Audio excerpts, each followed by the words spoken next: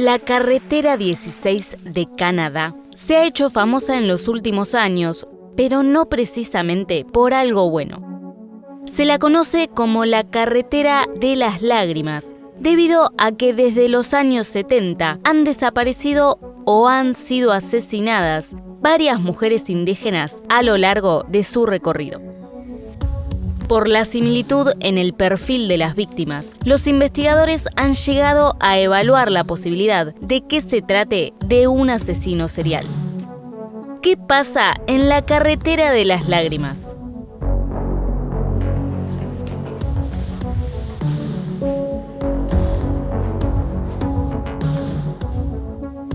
La carretera 16 está ubicada en British Columbia, en Canadá. Tan solo una parte de ella es la que se conoce como la carretera de las lágrimas. Son aproximadamente 720 kilómetros que unen la ciudad de Prince George con la de Prince Rupert, pasando por varios pueblos rurales. Desde 1969 se registraron varios asesinatos y desapariciones de mujeres y niñas a lo largo de este trayecto.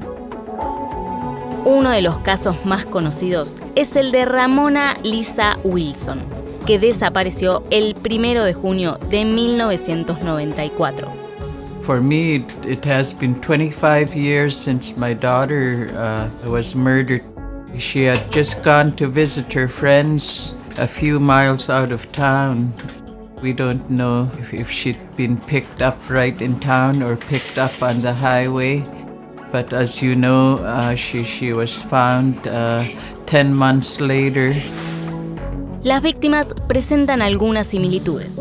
Son mujeres, la mayoría de ellas indígenas, y al momento de su desaparición o asesinato estaban haciendo autostop en la carretera 16. Esta práctica de hacer dedo es muy común en esa zona. Es una región rural que se encuentra bastante aislada y no cuenta con un transporte público que pase regularmente. De manera que a estas mujeres no les queda otra opción que recurrir a este método para lograr llegar a destino. La policía de Canadá estima que existen aproximadamente 18 víctimas, pero las comunidades indígenas de la zona denuncian que son más de 40. El hecho de que sea complicado precisar la cantidad de mujeres asesinadas o desaparecidas esconde detrás una compleja situación de discriminación racial. El censo realizado en Canadá en 2016 registró más de 600.000 mujeres indígenas en el país, lo que representa casi el 5% de la población. Las principales comunidades indígenas que se encuentran en este país son las Primeras Naciones, los Métis y los Inuit. Las estadísticas son más que elocuentes. En Canadá, una mujer indígena tiene 6 veces más posibilidades de ser asesinada que una mujer caucásica. La Asociación de Mujeres Nativas de Canadá documentó 160 casos de mujeres y niñas indígenas desaparecidas en British Columbia entre 1960 y 2010. Este número es el más alto en relación a otras provincias o territorios de este país. A su vez, señalaron que este lugar tiene el número más alto de casos de asesinatos de mujeres indígenas no resueltos. Lo que denuncian estas comunidades es que las desapariciones de las mujeres indígenas no son ni tan investigadas ni tan mediatizadas como otros casos. It's like all these women are going missing and we aren't being protected as Native women. Why is it because a Native woman goes missing, there's nothing on TV? How do you get the media to respond? How do you get the police to respond? How do you change these things? Pero veamos cómo fue la investigación y si esta denuncia puede llegar a tener algo de cierto. Pese a que los asesinatos comenzaron en la década de los 70, Las primeras investigaciones llevadas adelante por la Real Policía Montada de Canadá comenzaron oficialmente recién en 1998. En 2002, el caso de Nicole Hoare tuvo una gran repercusión a nivel nacional. El 21 de junio de ese año fue vista por última vez a 10 kilómetros de Prince George.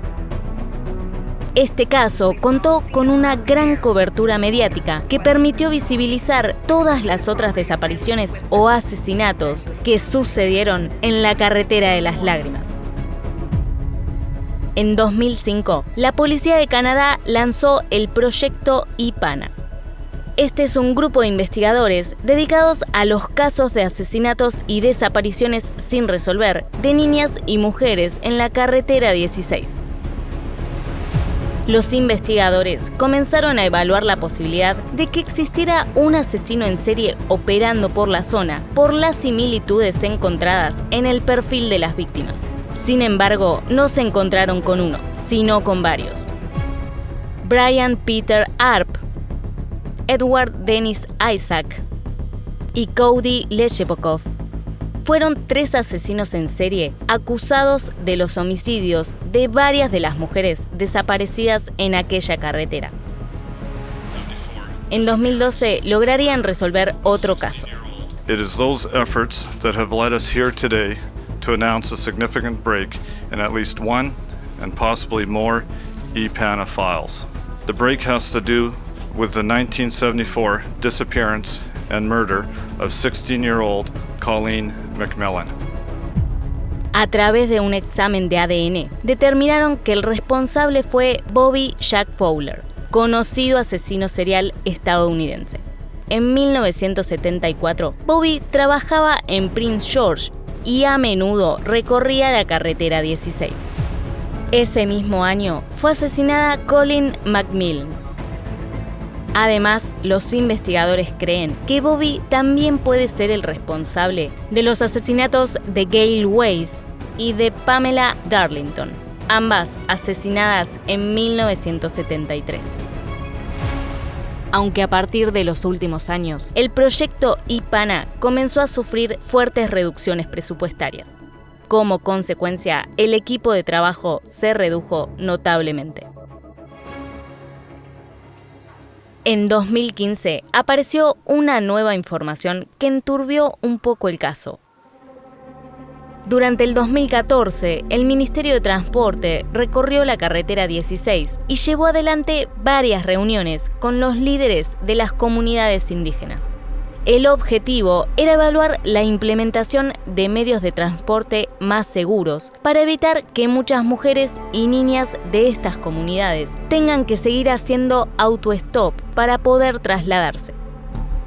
A fines de ese mismo año, el nuevo Partido Demócrata presentó una solicitud para acceder a todos los archivos gubernamentales relacionados con las desapariciones de las mujeres en la carretera de las lágrimas y con las reuniones que tuvieron con los líderes de las comunidades indígenas. Pero la respuesta, llamativamente, fue que no existía ningún registro sobre este caso. Esto se entendería recién un año después, con el informe publicado por Elizabeth Denham, comisionado de información de British Columbia. A esta investigación la llamó acceso denegado. Allí denuncia cómo funcionarios del gobierno violaron la ley de libertad de información y protección de la privacidad en relación al caso de la carretera de las lágrimas. Tim Duncan, ex asistente ejecutivo del ministro de Transporte, se puso en contacto con Elizabeth Denham y le contó una situación bastante peculiar. Le dijo que en noviembre de 2014 recibieron en su oficina una solicitud de información sobre el caso de la carretera de las lágrimas. Por eso, él realizó una búsqueda en su mail para dar con los archivos o registros que tenían sobre el caso. Luego le comentó al asistente ministerial George Greres sobre esta búsqueda y sobre los resultados que había encontrado. Y detalló que después de eso, Greres se dirigió a su escritorio y observó los resultados de la búsqueda.